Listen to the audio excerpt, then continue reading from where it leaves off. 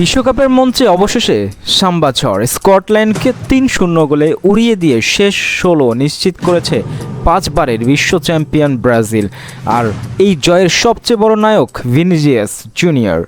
Match শুরুর থেকেই আক্রমণাত্মক ফুটবল খেলতে থাকে ব্রাজিল। স্কটিশ রক্ষণভাগের ভুলের সুযোগ নিয়ে ম্যাচের শুরুতেই গোল করে দলকে এগিয়ে দেন ভিনিসিয়াস। এরপর একাধিক আক্রমণ নিয়ে স্কটল্যান্ডকে চাপে রাখে সেলেসাওরা।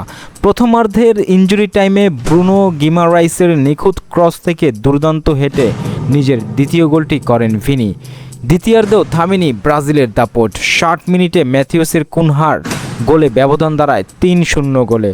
অন্যদিকে স্কটল্যান্ড কয়েকটি সুযোগ তৈরি করলেও গোলরক্ষক অ্যালিসন বেকারের দৃঢ়তায় কোনো গোলের দেখা পায়নি তারা। ম্যাচের ৭৬ মিনিটে দীর্ঘ অপেক্ষার পর মাঠে নামেন নেইমার। যদিও গোল পাননি, তবে দর্শকদের উচ্ছ্বাস ছিল চোখে পড়ার মতো। শেষ পর্যন্ত ৩-০ গোলের দাপটে জয় নিয়ে পরের রাউন্ডে জায়গা নিশ্চিত করে ব্রাজিল। ভিনিসিয়াস জুনিয়রের জোড়া গোল আর দুর্দান্ত পারফরম্যান্সে বিশ্বকাপের অন্যতম দাবিদার হিসেবে আবারও নিজেদের শক্তির বার্তা দিল ৫ বারের বিশ্ব চ্যাম্পিয়ন ব্রাজিল।